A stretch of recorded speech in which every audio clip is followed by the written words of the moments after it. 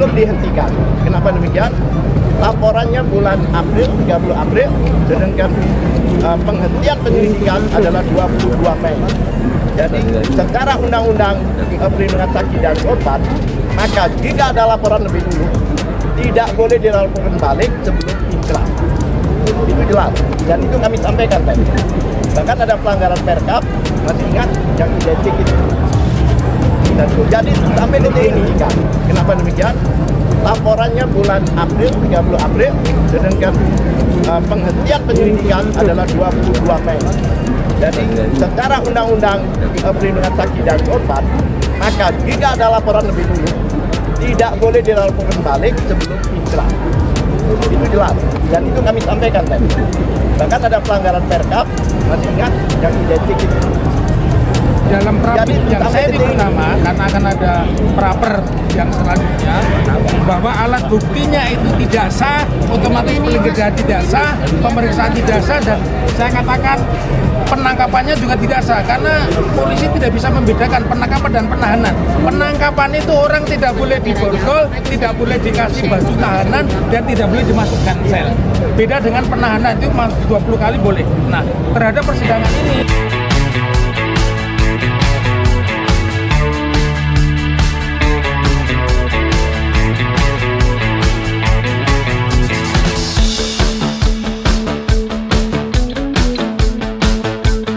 saya tambahkan sedikit ya, karena hari ini adalah perlawanan terhadap dakwaan. Kami belum bicara masalah pokok perkara.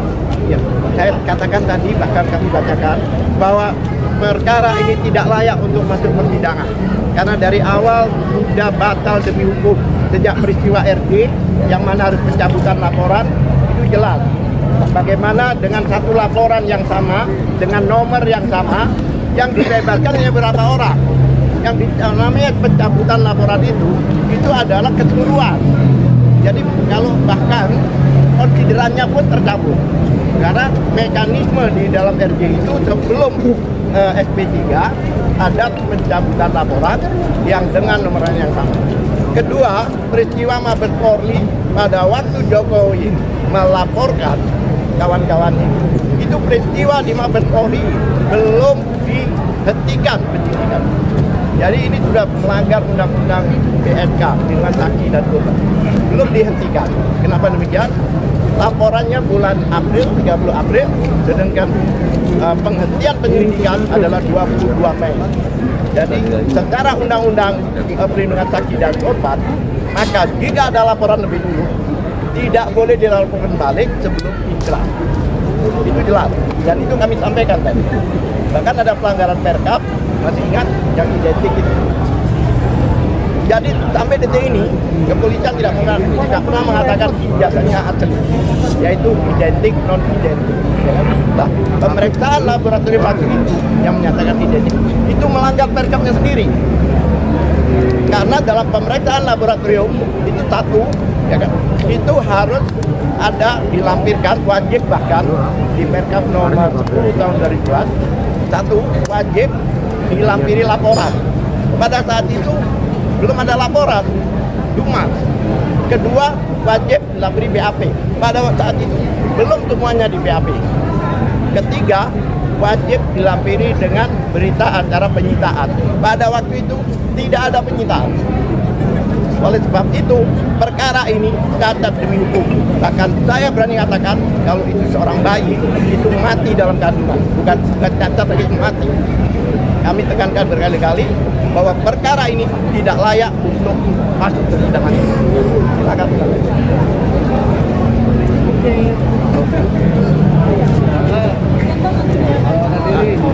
Dokter Timo mau jadi dulu berarti ya.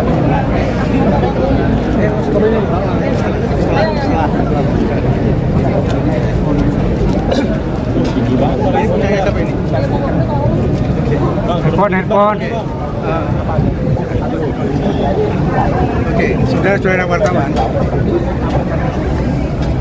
yang kami permasalahkan hari ini adalah mengapa penuntut umum membawa perkara ini ke Pengadilan Negeri Jakarta Timur. Itulah yang kami permasalahkan. Mengapa kami permasalahkan? Karena dalam uraian dalam uraian di dalam surat dakwaan itu adalah pertama mengatakan tindak kejahatan atau tindak pidana dilakukan di wilayah Jakarta Selatan. Kemudian mengatakan di wilayah Jakarta Pusat. Seharusnya kan jurisdiksinya adalah Pengadilan Negeri Jakarta Selatan atau Pengadilan Negeri Jakarta Pusat. Namun mengapa diadili di Pengadilan Negeri Jakarta Timur? Itu menggunakan surat keputusan Mahkamah Agung nomor 114 tahun 2026 yang mengatakan bahwa persidangan dilakukan untuk Roy Suryo dan kawan-kawan, dilakukan di sini menggunakan surat keputusan untuk Roy Suryo di pengadilan ini adalah bukan wewenangnya pengadilan ini, karena tidak ada spesifik mengatakan untuk Dr. Tifa ya. Jadi itu adalah, sedangkan perkaranya Roy Suryo sendiri sedang melakukan pra peradilan yang itu yang terakhir kita ketahui telah dimenangkan, sehingga kita juga nggak tahu apakah akan ada pengadilan untuk Roy Suryo karena mereka sampai hari ini pun masih dalam proses ya. Jadi belum tentu akan diadili di pengadilan ini juga. Yang kedua, saya ingin melanjutkan tentang error in objecto tadi. Error in objecto tadi adalah dokumen yang dilakukan kajian oleh Dr. Tifa itu adalah dokumen miliknya Dian Sandi. Miliknya Dian Sandi, bukan miliknya Jokowi, miliknya Dian Sandi. Dengan demikian yang berhak melakukan keberatan itu ya Dian Sandi. Yang ingin saya katakan apa?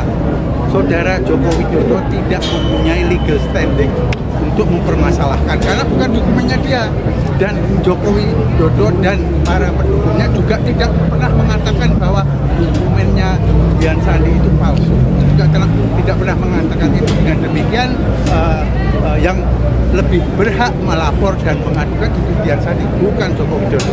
Joko Widodo tidak punya legal standing. Itulah yang tadi kami permasalahkan. Bahkan dilanjutkan terakhir ya teman-teman wartawan sekalian, pada minggu yang lalu teman-teman wartawan sudah mengetahui kami berjuang keras untuk memperoleh berkas perkara, dan kami sampaikan kami telah mendapatkan berkas perkara tersebut akhirnya.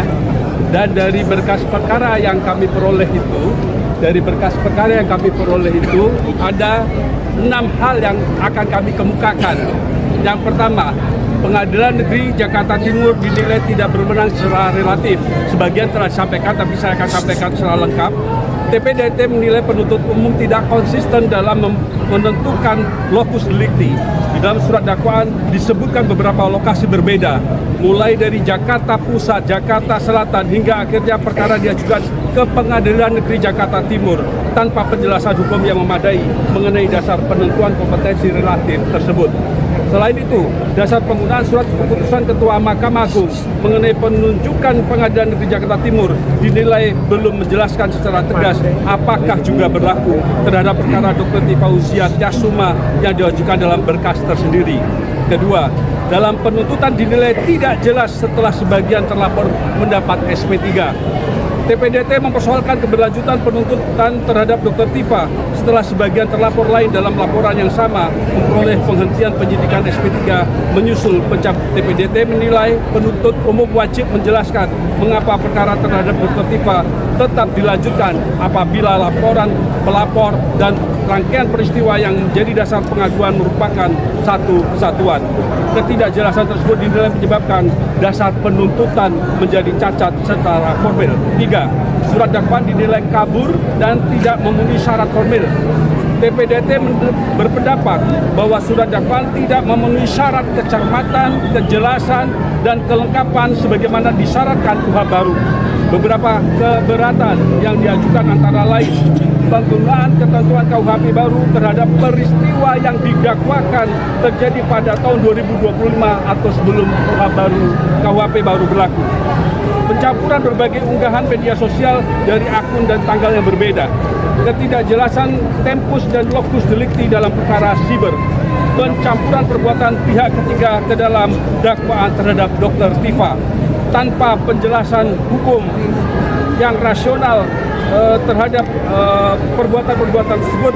TPDT menilai kondisi tersebut mengakibatkan surat dakwaan menjadi obskur atau kabur. 3 yang terakhir, 4. Dakwaan produk jurnalistik dinilai bertentangan dengan Undang-Undang Pers. TPDT menolak penggunaan tayangan media dan produk jurnalistik sebagai objek pidana tanpa terlebih dahulu menempuh mekanisme penyelesaian menurut Undang-Undang Pers. TPDT menilai sengketa terhadap karya jurnalistik semestinya diselesaikan melalui mekanisme hak jawab, hak koreksi maupun proses di Dewan Pers, bukan langsung melalui instrumen pidana. 5. Hak imunitas dan kepentingan umum. TPDT berpendapat bahwa sebagian pernyataan Dr. Tifa berkaitan dengan aktivitas dalam proses hukum dan isu yang bersangkutan menyangkut kepentingan publik. Oleh karena itu, penuntut umum dinilai perlu menjelaskan secara rinci mengapa pernyataan tersebut dianggap memenuhi unsur pidana dan tidak termasuk bentuk kritik, analisis, atau penyampaian pendapat yang memperoleh perbuatan hukum. Terakhir, negara hukum harus mengutamakan due process of law. TPDT menegaskan bahwa keberatan yang diajukan bukan dimaksudkan untuk menghindari pemeriksaan perkara, melainkan memastikan bahwa kewenangan negara dalam melakukan penuntutan dilaksanakan sesuai prinsip negara hukum, kepastian hukum, dan perlindungan hak-hak konstitusional setiap warga negara. Demikianlah tim pembela berharap majelis memberikan putusan sela yang mempertimbangkan secara cermat seluruh keberatan formal tersebut demi menjaga integritas proses peradilan pidana. Jakarta, 9 Juli 2026. Terima kasih. Saya Muhammad Taufik ya. Saya dua hal penting yang ingin sampaikan. Perkara ini jadi satu dengan rekan kami Roy Suryo. Jadi perkaranya Roy Suryo dan Dr. Tifa itu satu berkas. Oleh karena pengadilan di dalam prapit yang seri pertama, karena akan ada praper yang selanjutnya, bahwa alat buktinya itu tidak sah, otomatis penggeledahan tidak sah, pemeriksaan tidak sah, dan saya katakan penangkapannya juga tidak sah karena polisi tidak bisa membedakan penangkapan dan penahanan. Penangkapan itu orang tidak boleh diborgol, tidak boleh dikasih baju tahanan, dan tidak boleh dimasukkan sel. Beda dengan penahanan, itu 20 kali boleh. Nah, terhadap persidangan ini ada kesesatan yang nyata tentang asas uploader dan downloader. Jadi biar keterangannya berbeda ya. Undang-Undang ITE ini pembuatnya itu lokus deliktiknya tidak sama dengan pidana umum. Jadi saya di Solo melihat tayangan video, saya bisa melapor di Solo. Saya membaca di Jatinegara, saya bisa melapornya di Jatinegara. Jadi ini tidak dijelaskan tadi seperti rekan kami Pak Dr. Lutfi mengatakan, jaksa tidak secara limitatif menjelaskan lokus deliktinya itu di mana. Pak Jokowi itu sebutannya kalau di dalam Undang-Undang Informasi dan Transaksi Elektronik adalah downloader, bukan uploader. Uploadernya itu adalah Dian Sandi. Di mana Dian Sandi dia memuat? Apakah dia di Jakarta? Dibuktikan itu dulu. Karena Undang-Undang ITE loh yang dipakai ya, bukan delik umum. Kalau delik umum itu lokus itu tempat di mana gambar itu dimuat. Tetapi ketika pertama kali mengupload Dian Sandi tidak sampai hari ini yang tayangan 1 Mei 2025 yang sudah dilihat oleh 7,9 juta 1 April ya 2025 yang sudah dilihat oleh 7,9 juta itu tidak ada di dalam berisi jaksa. Jadi kalau kami semua mengatakan kewenangan absolut itu betul, undang-undang bahwa pengadilan itu belum tentu berwenang menangani perkara ini. Kemudian tentang lokus itu namanya kompetensi relatif, apakah harus di Jakarta Timur?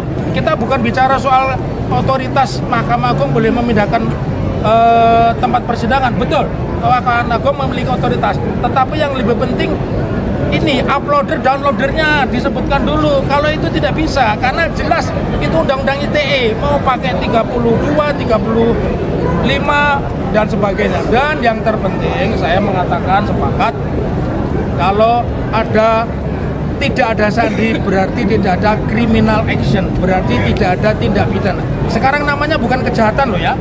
KUHP yang baru itu namanya tindak pidana.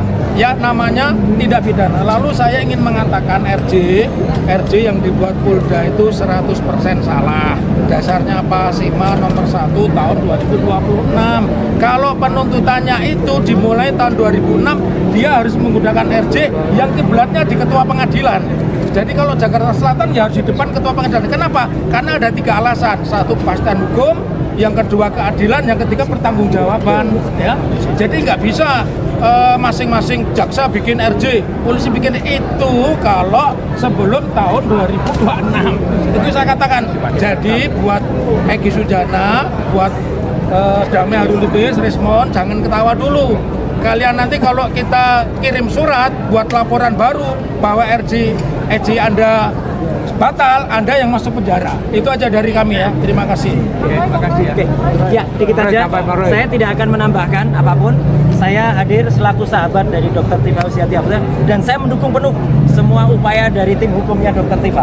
Itu aja. Ya, jadi saya tidak akan menambahkan apapun dan insya Allah besok akan ada pra-peradilan yang kedua bagi saya di Pengadilan Negeri Jakarta Selatan tentang adalah pasal 32 dan di sini dikuasai kepada Dr. Tifa. Dr. Tifa adalah peneliti soal analisis neuropolitika. Ya, tidak bisa disalahkan dengan undang-undang ITE. Nah, itu ya. Jadi, saya kira itu saja. Terima kasih untuk semua teman-teman dan media yang hadir siang hari ini. Salam akal waras. Salam akal waras. Udah. Saya dukung penuh. Yang pesen kaos kemana? Itu Dr. Tifa. Terima kasih ya.